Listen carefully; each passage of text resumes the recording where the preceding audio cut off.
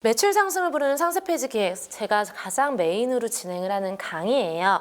이거는 사실 진짜 몇 시간을 설명을 드려도 모자랄 정도로 중요한 부분입니다. 여러분 상세 페이지를 만들어 보신 분들도 계실 텐데 지금 시청하시는 분들이 과연 기획서라는 걸 작성을 하셨는지 저는 궁금해요. 어쩌면 다른 데서 제 강의를 들으셨던 분들은 이 강의가 얼마나 중요한지 아실 거예요. 보시면은 이제 온라인 마켓에서 돋보이는 내 브랜드 키우기 안에 상세 페이지 기획인데요. 두 번째, 매출 상승을 부르는 상세 페이지 기획으로 넘어가서 설명을 드리도록 할게요. 기획과 마케팅은 뗄래야 뗄 수 없는 부분이에요. 근데 저는 너무 속상한 게 왜 기획은 하지 않고 광고만 자꾸 돈을 들여서 하시는지, 왜 자꾸 첫 번째에 뜨는 것만을 중요시 하시는지가 궁금한 거예요. 여러분이 보셨을 때 여러분 상세 페이지가 누가 봐도 살 것 같다? 이랬을 때 사실 광고비를 투자를 하는 거거든요. 아, 그냥 마음에 들어. 그런 게 아니라 딱 봐도 이 부분에서 고객은 구매 버튼을 누르겠다. 이 부분에서 고객은 구매 버튼을 누르겠다. 이런 게 내 상세 페이지 안에 기획이 되어 있어야 한다는 거죠. 자, 여기 볼게요. 보통 첫 번째랑 두 번째는 다른 마케팅 강사분들도 많이 하는 내용이에요.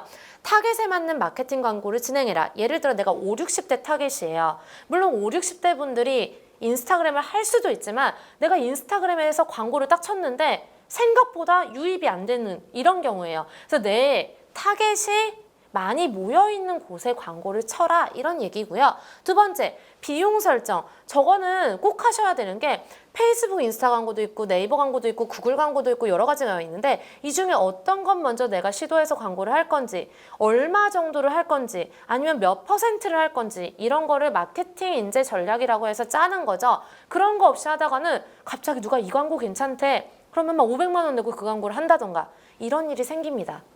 그래서 꼭 기획을 마케팅 기획이라는 것도 하셔야 되고요. 세 번째, 전 이 문제를 가장 많이 봤어요. 주객전도가 되는 거예요. 그냥 상위 노출이 목적이 돼버리는 경우. 제품 등록하고서. 왜냐하면 지치거든요. 저도 이거 해봐서 알아요. 사진 촬영하고 상세 페이지 뭐 디자인하고 상품 등록하는데 뭐 또 안 된다 그러고 이것저것 하다 보니까 나도 뭔가 찜찜하지만 노출은 돼야 되는 거죠. 그러다 보니까 광고비가 그냥 나가게 되고 매출은 안 나는 거죠. 그럼 그대로 그냥 광고비 쏟아붓는 거예요. 자, 이게 중요해요. 내 상세 페이지가 매력과 사실 신뢰가 있느냐예요. 신뢰도가 없는 상세 페이지도 구매가 안 일어나고요. 매력이 없는 상세 페이지도 구매가 일어나지 않습니다. 자, 그래서 이런 확신을 해야 되고요. 네 번째, 이 오류를 조심해야 해요. 여러분들이 네이버 광고도 해보고 나 페이스북 광고도 해보고 SNS 마케팅 다 해봤는데 판매가 안 돼요. 그럼 나 이 광고 실패했다. 다시는 안 해. 이렇게 하면은 안 되는 게 보고서가 나와요. 내가 광고를 치면 그 인사이트 보고서가 나오는데 유입량이 있는 거예요. 하루에 1000명씩 들어왔어요. 이 광고는 성공한 거예요. 팔렸든 안 팔렸든 일단. 왜냐? 내가 무슨 썸네일 같은 걸로 광고를 했을 거 아니에요. 이미지 광고 같은 거나 동영상 광고를. 사람들이 혹해서 그걸 다 클릭해서 들어왔다는 거죠. 근데 들어와서 마음에 안 든 거예요. 유입량이 있다는 것. 그럼 그 광고는 나중에 다시 한번 기획을 다시 해서 해봐야 되는 거예요. 상세 페이지에 문제가 있어서 예를 들어 가격이 너무 비쌌다거나 아니면은 상세 페이지 안에 혹할 만한 어떤 매력이 없었거나 이래서 고객은 이탈을 하고 그런 거지 들어온 게 있다면 그 광고는 내가 기획서를 다시 짜서 해보셔야 한다는 얘기죠. 그래서 뭐 간단하게 사람을 봐도 똑같아요. 내가 매력이 없는데 10,000명을 만나는 것과 나는 엄청 매력이 있는데 100명을 만나는 것과 성공 확률이 다르겠죠. 예쁘게 꾸미라는 얘기가 아니에요. 어떤 말로 사람들한테 권유를 할지 이런 게 좀 중요합니다. 자, 고객들의 행동 패턴은요. 두 가지가 있어요. 첫 번째 유입 경로. 두 번째 구매 경로가 있어요. 유입 경로만 보는 건 솔직히 광고와 노출만을 보는 거예요. 근데 구매 경로까지 보는 건 기획과 광고 두 가지를 모두 생각을 하는 거죠. 일단 유입 경로 보죠. 사람들은 모바일로 다 검색을 해요. 네이버에서 보통 검색을 하고요. 탐색을 합니다. 그리고 대표 이미지를 보고서 클릭을 해요. 이때 당연히 중요한 건 어쨌든 노출이 되는 거예요. 첫 페이지에. 그리고 좋아라 하죠. 노출 성공됐다고 막 좋아해요. 근데 노출만 되면 팔릴까? 자, 이거 논리적으로 안 맞죠. 내게 노출되면 무조건 팔릴 거야. 아니죠. 자, 구매 경로가 있어요. 한번 쭉 보세요. 우리는 이걸 알고 있었어요. 왜냐, 나도 이렇게 구매를 하니까. 네이버 모바일로 검색을 해요. 상품 탐색을 합니다. 그리고 대표 이미지 클릭해서 들어오고요. 후기 확인을 한다는 걸 생각을 하셔야 돼요. 그래서 광고를 치기 전에 후기가 있어야 돼요. 저 후기는 두 가지로 있는데 네이버 스마트 스토어든 오픈마켓이든 전부 다 탭이 존재해요. 그래서 상단 후기 탭에 후기가 없으면 저라도 구매하기가 꺼려질 거예요. 그럼 나가게 되겠죠. 0이네, 인기 없는 상품이네, 이렇게 판단을 한다는 거죠. 그래서 후기 탭이 채워져 있어야 되고요. 두 번째, 상세 페이지 내부에도 베스트 후기 같은 게 있다면 훨씬 더 구매가 전환될 확률이 높아요. 과연 내 상세 페이지의 내부에 이미지로 된 고객 베스트 후기가 있는지 이것도 한번 생각을 해보셔야 합니다. 왜 있어야 하느냐? 후기 탭에 있는 후기는 이 사람들이 뭘 보는지도 일단 잘 모르겠고요. 글자도 너무 자잘자잘하고 임팩트가 없어요. 그래서 상세 페이지 내부 후기까지 좀 넣어주시는 게 좋고요. 그리고 사람들이 뭘 또 보느냐, 후기에서 1점짜리 후기 여러분 보시지 않나요? 저는 봐요. 5점짜리 후기만 보는 게 아니라 그리고 포토 후기를 많이 봐요. 포토 후기랑 1점짜리 후기를 많이 확인한다는 걸 아셔야 되고요. 경쟁자의 1점짜리 후기도 캡처를 합니다. 저는 상세 페이지 컨설팅도 제 업무였어요. 그래서 보다 보면은 이 경쟁자를 이기기 위해서 경쟁자의 1점짜리 후기를 전부 다 캡처를 해요. 그거를 상세 페이지에서 어떻게든 좀 응용을 좀 해보려고 하거든요. 경쟁자 1점 후기를 고객은 무조건 볼 거기 때문에 나가서. 그리고 사람들은 후기 확인한 다음에 그 다음에 상세 페이지를 본다는 거. 그래서 첫 번째가 후기 탭, 그 다음에 상세 페이지 확인, 이렇게 기억을 하시고요. 찜하기라도 받으면 그나마 어느 정도 전환이 될 확률이 높고요. 바로 나가버리는 경우는 다시 돌아오지 않을 확률이 좀 높습니다. 여기서 진짜 포인트는 경쟁자의 1점 후기를 좀 캡처해 놓는 거. 그래서 고객들이 불안해할 만한 거를 하는 거를 내 상세 페이지에서 좀 안심시켜주는 게 중요합니다. 경쟁자 거 캡처한 걸 내 거에 올리면 안 돼요. 그러시라는 얘기는 아니에요. 우리가 노출의 목적이 구매 전환이라는 걸 알아야 돼요. 그래서 10명의 고객이 들어오는 거를 100명의 고객이 들어오는 거랑 이제 비교를 했을 때 100명이 굳이 들어오지 않아도 된다고 생각을 하셔야 돼요. 나는 10명한테만 노출되는 키워드 광고를 난 할 거야. 그리고 나는 들어왔을 때 100% 내 걸 사게 만들 거야. 이게 상세 페이지의 목적인 거거든요. 그래서 구매 전환이 여러분들의 목적이 되어야 하는 거고요. 노출보다. 상세 페이지 기획서라는 걸 작성을 하게 되는데 보통 한글이나 워드 파일로 작성을 해요. 그래서 글과 이미지로 그 기획서를 작성을 하게 되고요. 그리고 뼈대가 있다면 그게 판매로 이루어지게 될 거예요. 그래서 여러분들은 뼈대를 좀 생각을 하셔야 되는 게 그게 기획서고요. 여기에 디자인이 들어가면 어떨까요? 훨씬 더 예뻐 보이기도 하고요. 디자인 두 가지로 설명드릴게요. 하나는 그냥 실용 디자인, 하나는 실용 디자인이고요. 하나는 심미적인 디자인이에요. 실용 디자인이 뭐냐면은 예를 들어 제가 기획서에 2주 안에 15kg 감량, 안 되면 100% 환불, 이런 식으로 타이틀을 잡았어요. 2주 안에 15kg. 그럼 나는 이 기획서에 필요한 사진을 찍을 수가 있겠죠. 기획서가 있었으니까. 그때 뚱뚱했던 모습에서 날씬한 모습으로 변하는 움짤 같은 거를 넣어주거나 이런 게 실용 디자인이에요. 내가 쓴 글을 뒷받침하는 디자인 있죠. 업이면은 위로 화살표, 안으로 들어가면 안으로 화살표, 이런 게 실용 디자인이에요. 저는 이걸 훨씬 좋아해요. 근데 그냥 옆에 꽃무늬가 막 날려요. 물방울이 막 옆에 달려있어요. 화장품 옆에. 이런 것들은 심미적인 디자인이에요. 이 경우에는 매출로 연결되기보다는 마진을 좀 더 많이 남길 수 있어요. 예를 들어 내 제품의 포장지가 좋아 보이는 거죠. 그래서 제품을 좀 비싸게 판매하고 싶다거나 이럴 때는 심미적인 디자인이 필요합니다. 결국에는 기획과 디자인 이 두 가지가 잘 조합이 돼야 1위를 하고 싶지 않으세요?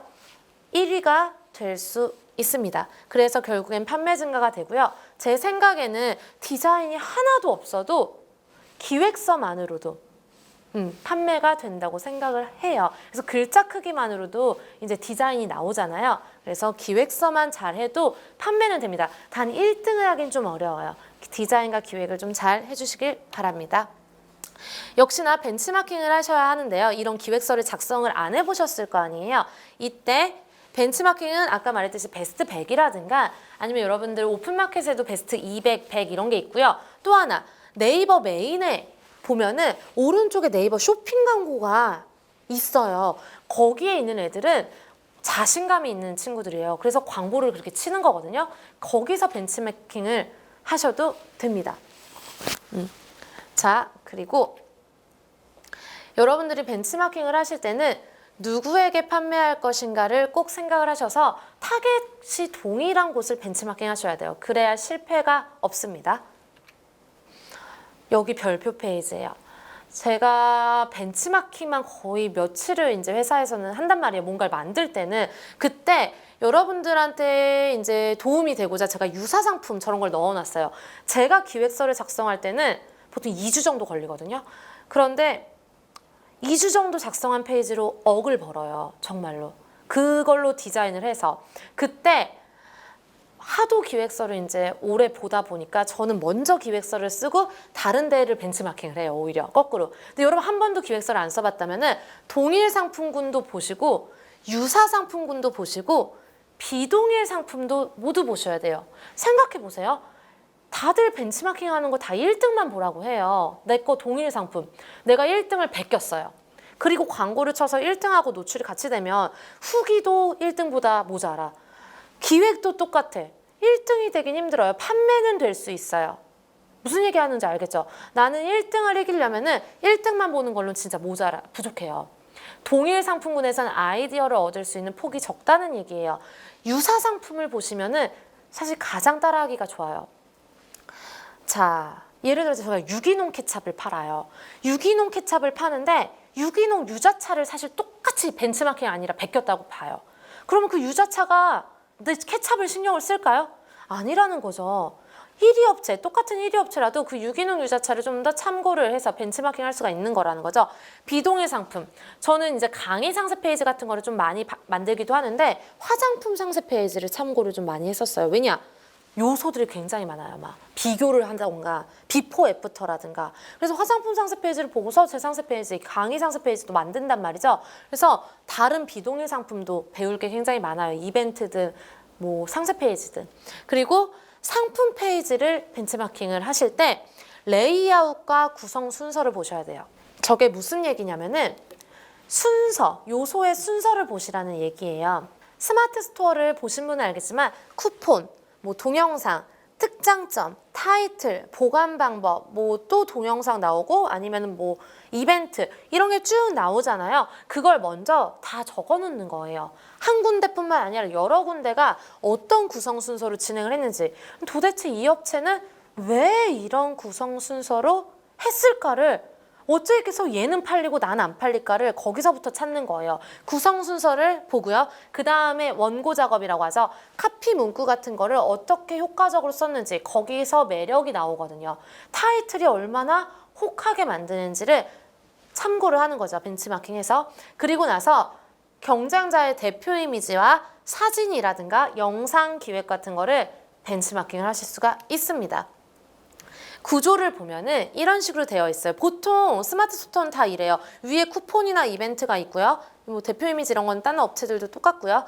후기가 있는데 지금 뭐 후기 탭이 있고요. 안에 후기가 있는 거는 내가 이미지로 만든 후기인 거예요. 그리고 아래 상품 상세가 있고요. 관련 상품 서비스 안내 후기 QA인데 여기서 관련 상품은 요즘엔 저 위치가 아니에요. 왜냐?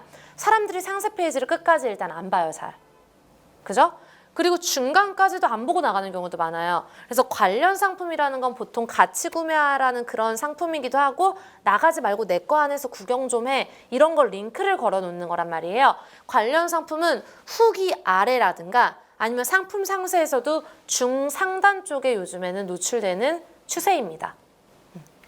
여기를 한번 쭉 읽어보세요. 이거는 제가 이 요소마다 어떤 부분들인지 좀 메모를 해놓은 부분들이라서 한번 쭉 읽고 넘어가도록 할게요.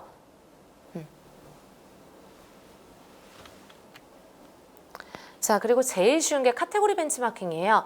내가 광고하거나 아니면 내 상품을 검색을 했을 때 경쟁자의 카테고리가 저렇게 나오거든요. 그럼 저기랑 똑같은데 등록을 해주시면 됩니다. 쉽죠? 그리고 벤치마킹 하실 때 상품명, 경쟁자의 상품명이라든가 그리고 대표 이미지라든가 이제 가격은 어떤지, 옵션은 어떤지 이런 거를 보시는 게 좋고요. 중요한 부분이에요. 상품명을 내가 이제 작성을 하려고 할 때 어떻게 하느냐? 네이버의 하단에 이제 비즈니스 광고 부분에 들어가면은 키워드 광고 부분이 있어요. 그럼 여기에서 월별 조회수를 검색해서 다운로드 받을 수 있어요. 저기 다운로드 버튼 보이시죠? 그래서 저 같은 경우도 상품명을 작성할 때 아무렇게나 하는 게 아니라 저기에서 조사를 해서 엑셀 다운을 받아서 그 안에서 추출을 합니다. 상품명을. 그때 경쟁률이 낮은 키워드도 좀 섞어서 써줍니다. 그리고 나서 이제 키워드 매니저라는 어플도 있어요. 저건 이제 안드로이드에만 있는 어플인데 저기서 키워드를 뽑아서 작성을 하기도 합니다. 하나 더 알려드릴게요. 블랙키위라는 사이트도 있어요. 블랙키위. 그래서 거기에서도 이제 월간 조회수 같은 거를 보실 수가 있습니다.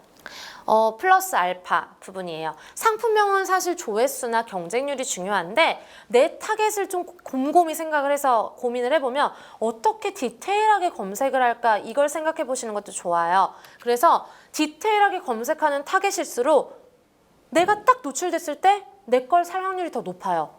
예를 들어 고구마라고 쳤을 때 내 걸 살 확률보다 내가 냉동 고구마를 팔아요. 냉동 고구마 쳤을 때 내게 나오는 게 좋겠죠? 그래서 여기 보시면은 가전제품일 때 몇 인치라든가 화장품일 때 몇 미리. 근데 저런 데는 이제 화장품 같은 경우에는 피부 지성용, 뭐 민감성 뭐 이런 거를 넣어주셔도 좋겠죠?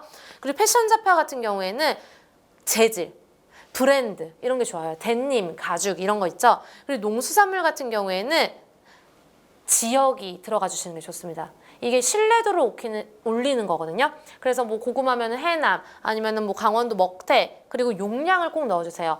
혼자 사는 사람들 타겟이라면은 용량을 좀 적은 걸로 만약에 주부들이나 이제 4인 가족 타겟이면은 용량이 높은 걸로 이런 식으로 넣는 것도 하나의 기획 방법입니다. 자 여기까지 제가 좀 말이 빨리 들어갔는데 벤치마킹 상세 페이지 기획을 할 때 어떤 거를 기획해야 하는지, 벤치마킹을 해야 하는지 그런 것들을 좀 설명을 드렸고요. 포인트 되는 부분들, 후기가 들어가줘야 하는 거, 관련 상품이 상단에 노출돼야 하는 거 이런 부분들, 기획 요소들을 좀 설명을 드렸고요. 이런 부분들을 좀 잘 살피셔서 기획서 작성을 좀 하시는 게 좋고 저는 여기까지 강의를 했던 박기령 강사라고 하고요. 요 다음 강좌에서는 이 기획을 어떻게 하는지 그 프로세스에 대해서 설명을 드리도록 하겠습니다. 여러분 감사합니다.